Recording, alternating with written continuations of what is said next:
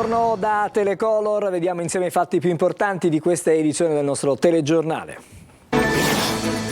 30 anni di misteri, la strage di Via dei Georgofili a Firenze aprì la stagione delle bombe mafiose contro i monumenti. Ancora aperta la caccia ai mandanti occulti. Ai nostri microfoni il ricordo e l'analisi dei magistrati Luca Tescaroli e Ignazio Fonso.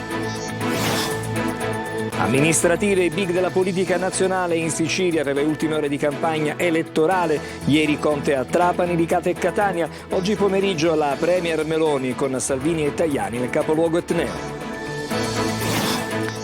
Doppio riconoscimento a Palermo per Ilaria Capua, da oggi socia onoraria della Società Italiana di Storia della Medicina. Martedì la laurea honoris causa. La virologa ha parlato dell'ultima ondata Covid che sta colpendo la Cina. Un robot spazzino per ripulire la spiaggia e differenziare i rifiuti, il prototipo dell'Università di Catania stamattina all'opera alla Playa. Presentato il cartellone della nuova stagione dello storico teatro Angelo Musco, 12 spettacoli all'insegna dell'allegria. A un passo dalla Superlega, dai trionfi della Paoletti e della Pozzillo ai sogni di gloria della Saturnia, che dopo 26 anni potrebbe riportare Catania nell'elite della pallavolo. Si punta al titolo di Vibo, l'ufficialità potrebbe arrivare a metà della prossima settimana.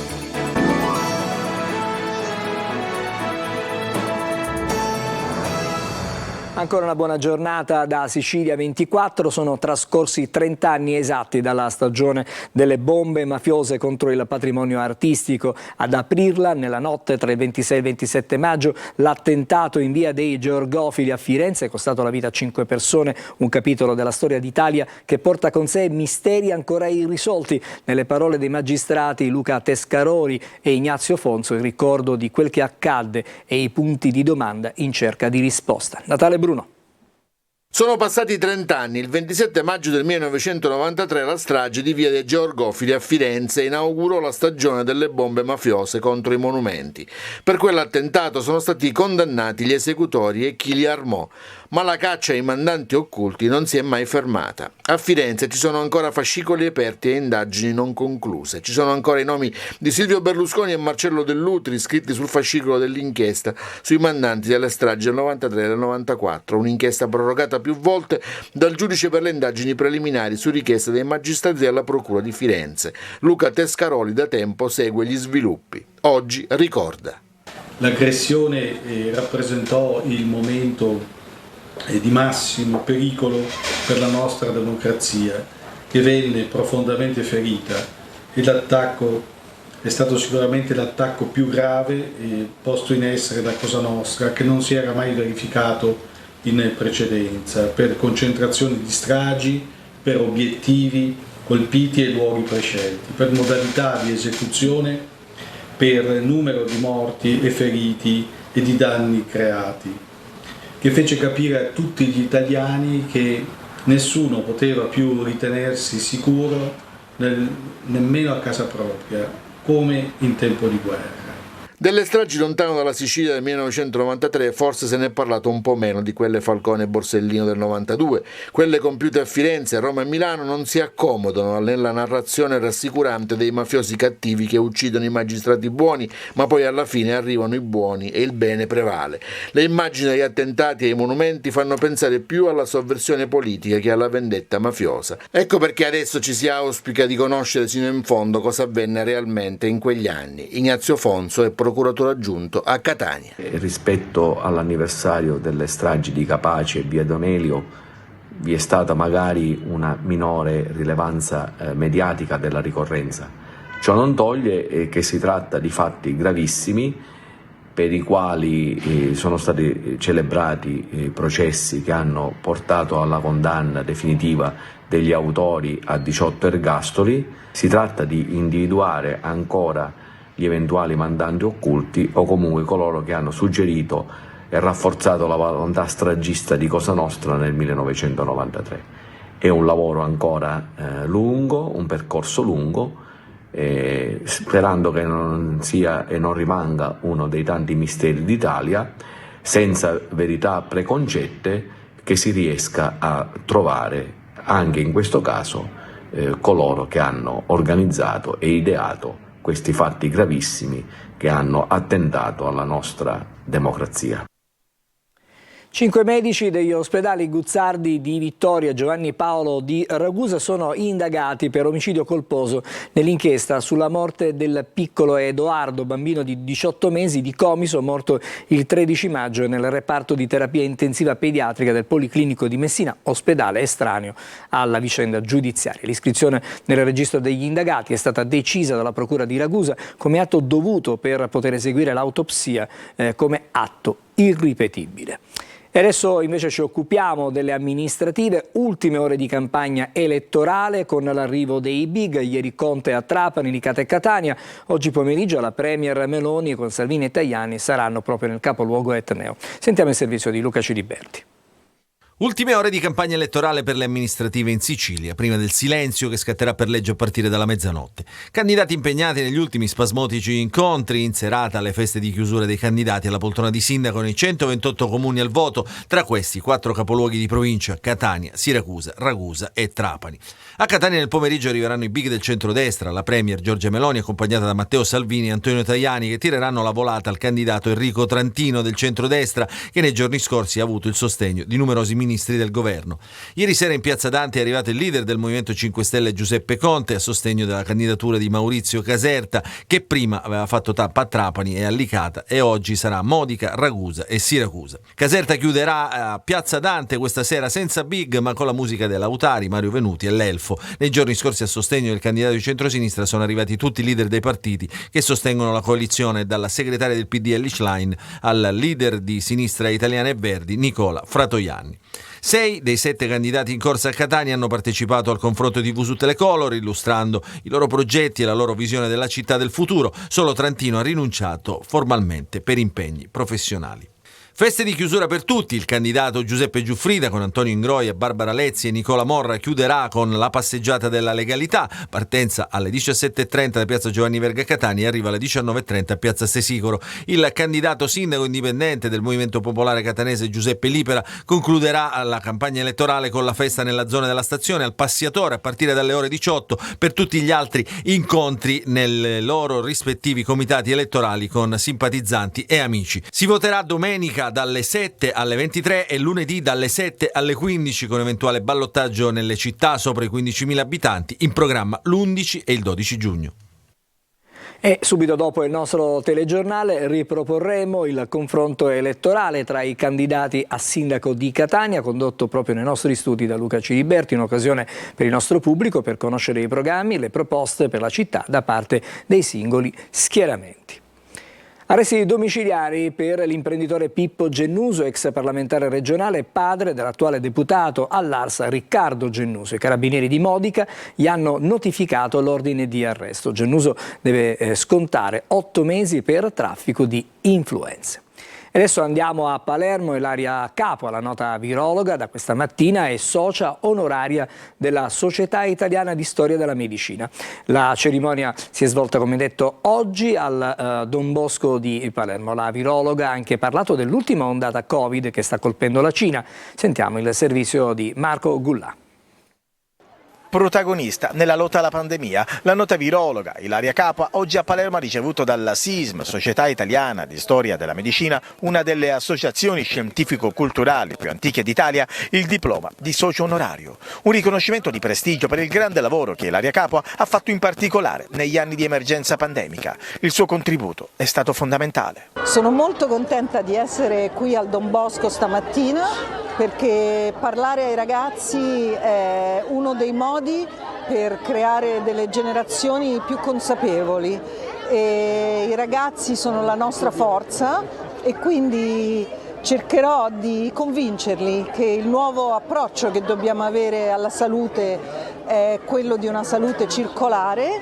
La Società Italiana di Storia della Medicina, che è la più antica società scientifico-culturale d'Italia, ha deciso di dare la membership di socio onorario alla professoressa Capua, perché nella lunga vicenda del Covid si è dimostrato come nel passato una delle persone che più ha lottato con risultati positivi. E sulla lotta al Covid la Capua entra nel merito di una nuova possibile ondata del virus, considerato anche che in Cina i casi stanno vertiginosamente aumentando. In Italia siamo molto più protetti di quanto non lo siano i cinesi, e quindi io prima di preoccuparmi cercherei di capire che cosa sta succedendo lì, ma comunque noi abbiamo avuto accesso ai vaccini e in Cina non hanno avuto così tanto accesso.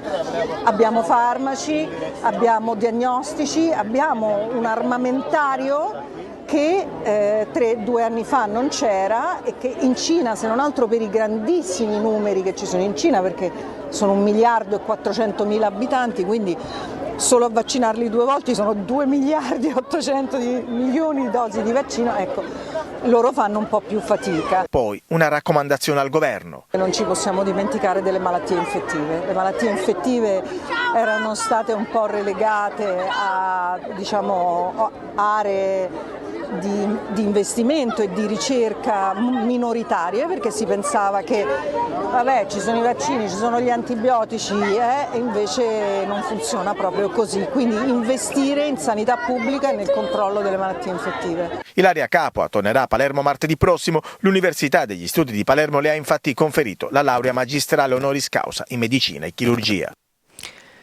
Ancora scienza, ma stavolta parliamo di un robot che è capace di ripulire la spiaggia e di differenziare i rifiuti. Stamattina studenti e docenti dell'Università di Catania hanno realizzato un Waste Mob alla playa proprio di Catania con il supporto di un sofisticato sistema robotico. Per noi c'era Eva Spampinato.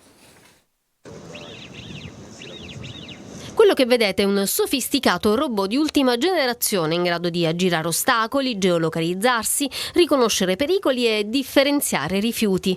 Oggi è entrato in azione alla playa di Catania, nell'arenile dell'ex Lido Università, ed è diventato la star del Waste Mob, un flash mob contro i rifiuti promosso dall'Ateneo Catanese, a cui hanno partecipato studenti e docenti. Oggi più che mai, vedendo quelli che sono i problemi legati alla corretta gestione dei rifiuti, al tentativo di ridurre la produzione dei rifiuti soprattutto, è chiaro che l'università non può restare a guardare. Il prototipo, sviluppato dal Dipartimento di Ingegneria Elettronica ed Informatica dell'Università di Catania all'interno di un progetto Italia-Malta, grazie all'intelligenza artificiale e al deep learning riesce a catalogare i rifiuti. Oggi applichiamo queste tecnologie non a scopi puri di ricerca, come potrebbe essere l'esplorazione di Marte, oppure a scopi prettamente industriali, ma applichiamo la robotica a un principio ambientale, cioè la raccolta dei rifiuti e la differenziazione dei rifiuti. Il robot come fa a differenziare, ad accorgersi che un oggetto è di plastica o di vetro o di altra natura?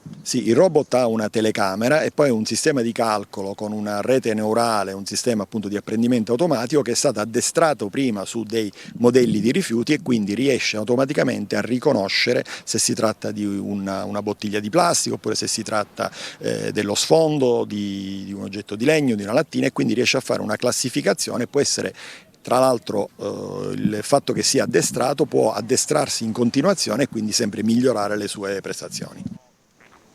Adesso c'è una breve pausa, ci ritroviamo subito dopo con le altre notizie.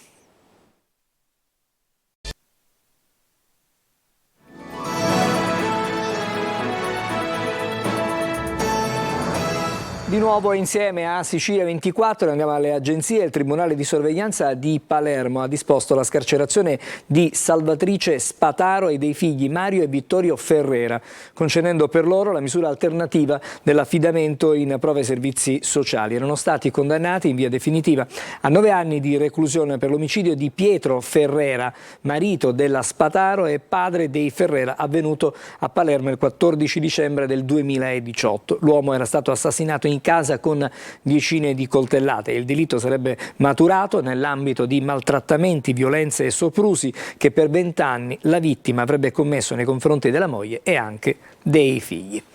E adesso torniamo di nuovo alle altre notizie. Il Liceo Scientifico Galileo Galilei di Catania trionfa alla finale del Med for Science di Torino e si aggiudica il premio di 75.000 euro che servirà per la realizzazione di un biolaboratorio all'avanguardia. Lo studio, condotto da 5 studenti e 2 professori, ha permesso di scoprire un nuovo metodo naturale per contrastare la formazione di muffa e garantire la conservazione delle arance.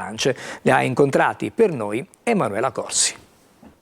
Allora, il primo premio è stato dato ad un progetto perché ha individuato un problema reale e rilevante per l'economia agricola del territorio, offrendo una possibile soluzione logica e riproducibile in laboratorio, le cui ricadute potranno anche generare nuove conoscenze sull'interazione fra diversi microrganismi.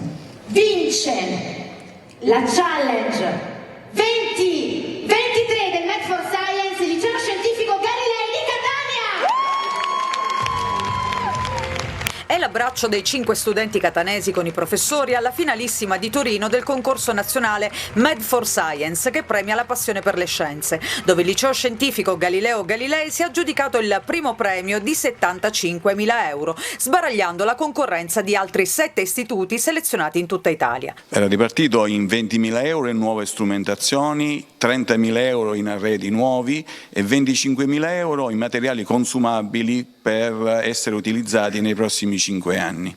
Il team ha condotto uno studio dal titolo Per un pugno di arance, realizzato in collaborazione con il Dipartimento di Agraria, su come garantire la conservazione del prodotto agrumicolo tipico del nostro territorio attraverso l'uso di competitori naturali che contrastano la formazione delle muffe. In questo modo evitiamo l'uso di pesticidi e sostanze chimiche, sostituendo queste sostanze con un lievito del tutto naturale estratto dal mosto. Evitando l'utilizzo di pesticidi possiamo utilizzare un metodo assolutamente ecosostenibile che quindi non solo preserva la salute dell'uomo ma anche la salute dell'ambiente. Uno studio che avrà importanti ricadute economiche sul comparto agricolo e agrumicolo. Grazie al primo premio di 75.000 euro, l'Istituto Catanese realizzerà un biolaboratorio all'avanguardia. I ragazzi del Liceo Scientifico Galilei di Catania potranno finalmente applicare le conoscenze di biologia, di chimica e di scienze in una modalità nuova, quella proprio della chimica molecolare, della biologia molecolare, della ingegneria genetica,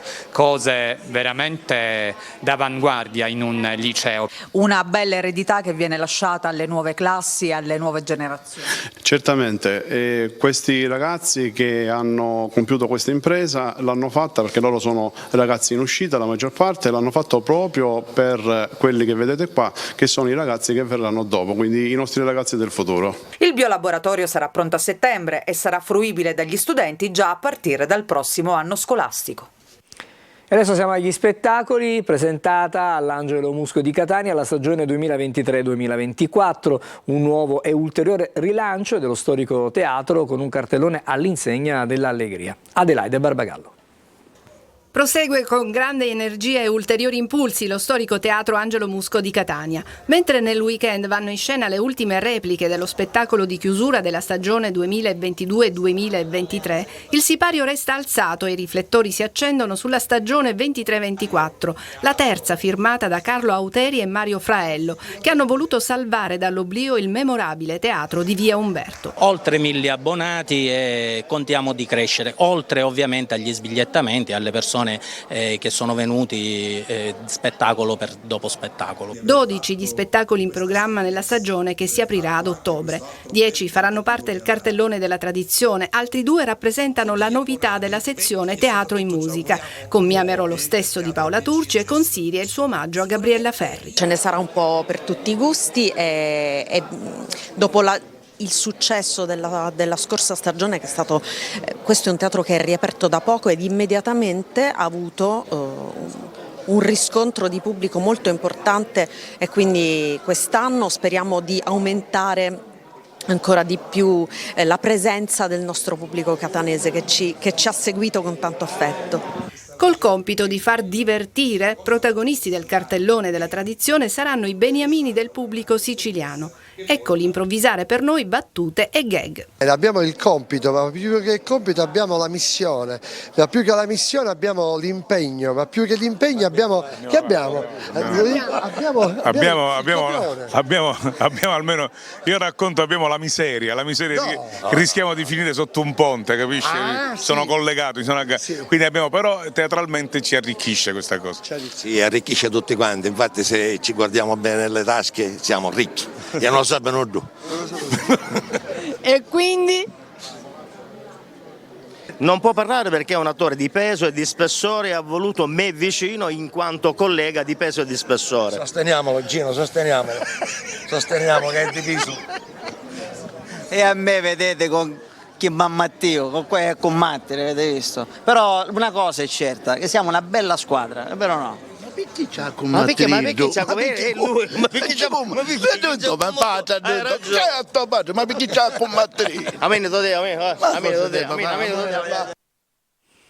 Adesso ci fermiamo ancora e ci ritroviamo con lo sport, parleremo di pallavolo.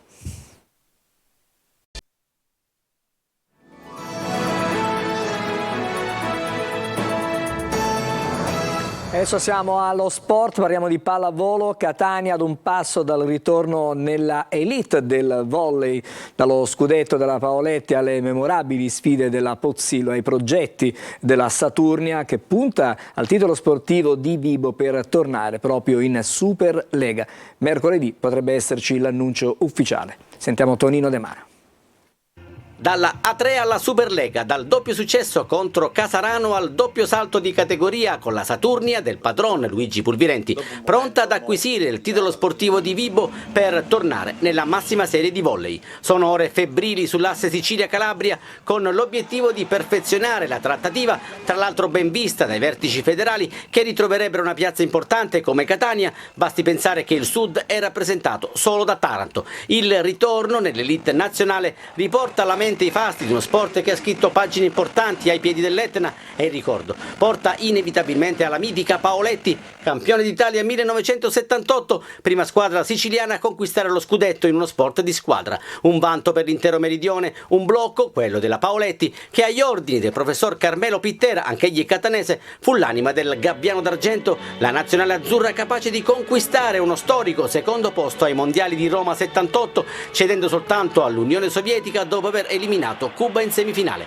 Immagini sbiadite, foto in bianco e nero, ritagli di giornali e biglietti, in questo caso vedete la sfida con il CSKA di Sofia, che rievocano match di un glorioso passato, sfide memorabili come la semifinale scudetto della Pozzillo Catania che nel 1988 affrontò ad armi pari la Panini Modena di Julio Velasco, una storia di successo anche in campo femminile con l'Alidea della professoressa Pizzo e delle figlie Donatella e Tiziana, campione d'Italia nel 1980, una tradizione che passa attraverso grandi nomi come quelli di Nello Greco, Nino Cuco, Massimo Castagna, Ugo Conte e Cantor, già Valdo Cantor, condottiero di una Saturnia che dopo aver conquistato la promozione in A2 punta alla Superlega. Dopo 26 anni Catania è pronta così a riappropriarsi della Serie A1 per l'ufficialità. Bisognerà attendere qualche giorno, esattamente il 31 di maggio, quando la Saturnia ha annunciato una conferenza stampa per sancire il ritorno di Catania nell'elite del volley. E adesso, prima di salutarvi, vi ricordo che subito dopo il nostro telegiornale riproporremo il confronto elettorale tra i candidati a sindaco a Catania, condotto proprio da Luca Ciriberti, un'occasione per tutti voi per conoscere i programmi e le proposte per la città da parte dei singoli schieramenti. Mi fermo qui, grazie per l'attenzione, auguro ancora una buona giornata.